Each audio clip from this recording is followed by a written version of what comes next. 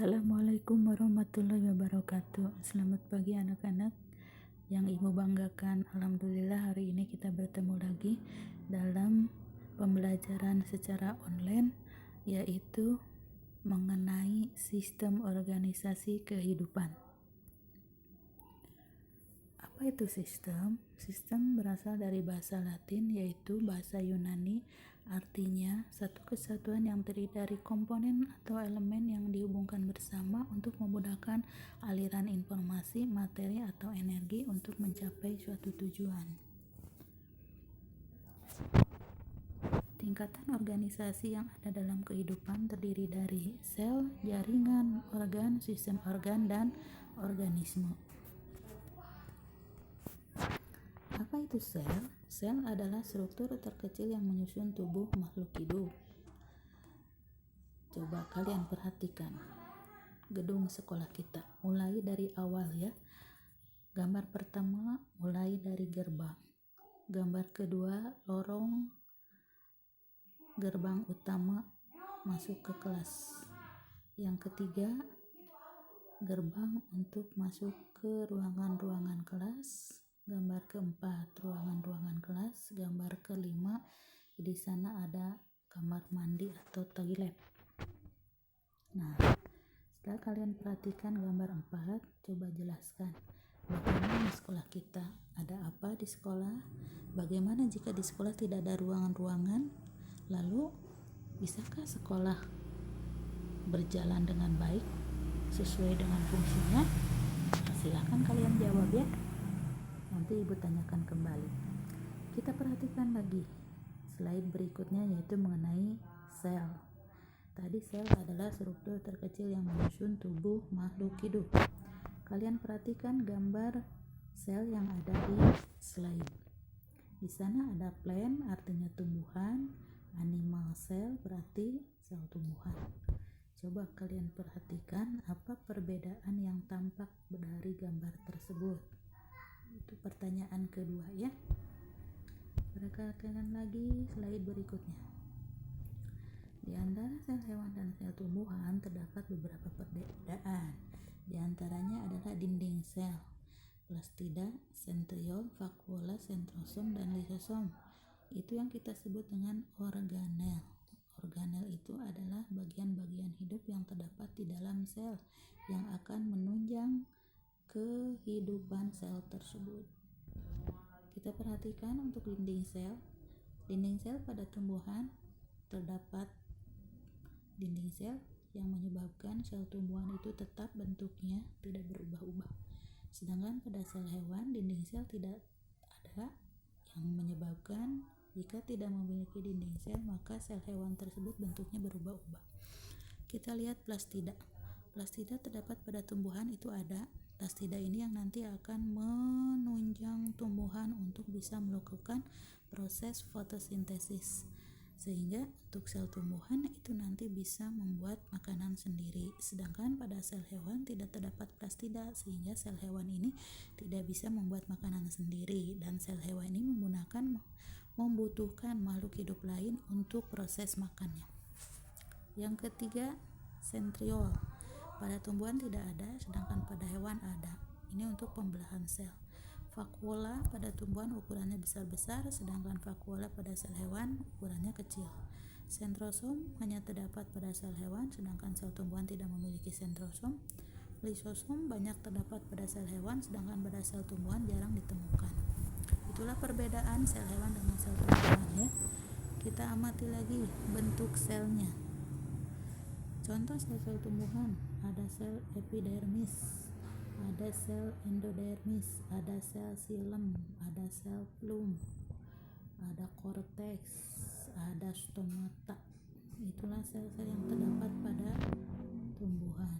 Nah, sedangkan pada sel hewan terdapat sel saraf, sel kelamin, sel telur, sel otot, dan lain sebagainya. Nah, sekarang kalian lihat gambar jaringan. Apa itu jaringan? Jaringan adalah kumpulan sel-sel yang sama bentuk dan fungsinya. Tadi kita sudah bicarakan ada sel xilem. Satu sel silem ini akan berkumpul dengan sel-sel lainnya, sel-sel silem lainnya yang akan membentuk jaringan silem.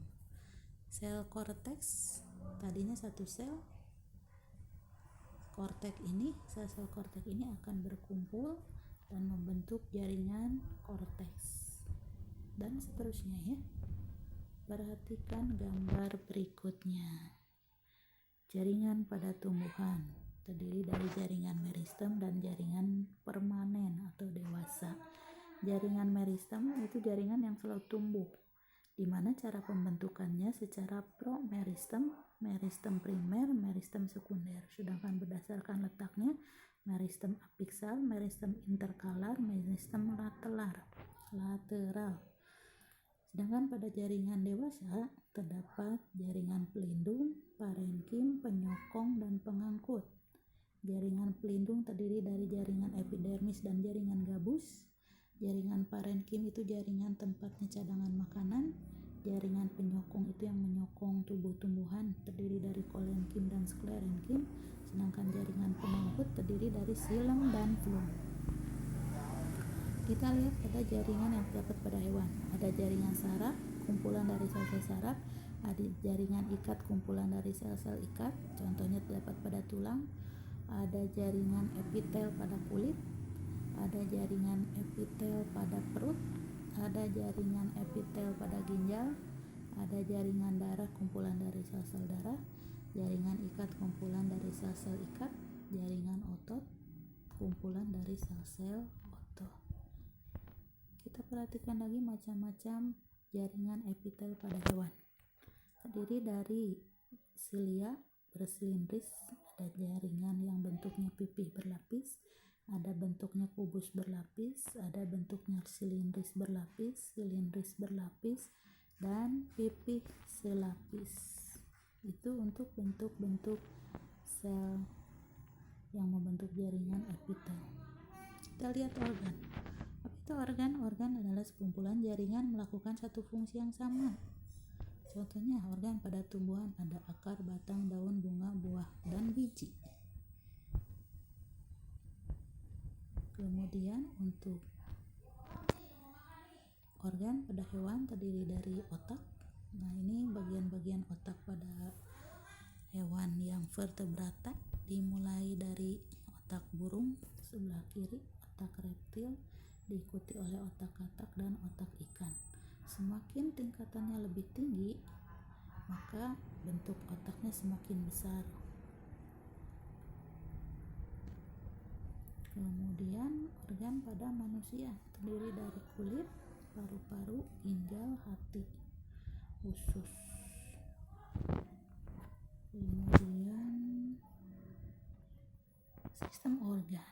Apa itu sistem organ? Adalah kumpulan dari beberapa organ yang melakukan satu fungsi. Misalnya sistem organ pernapasan, pencernaan, transportasi, ekskresi, dan reproduksi. Untuk sistem pernapasan terdiri dari organnya hidung, trachea, bronkus, bronhiolus, alveolus, dan paru-paru.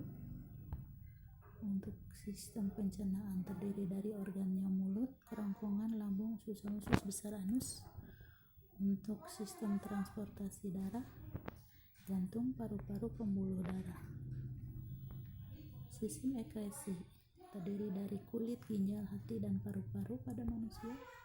Pada hewan juga hampir sama. Untuk reproduksi ada pada pria penis, testis, epididymis, vas deferens. Pada wanita ada ovarium, ada oviduct, ada vagina.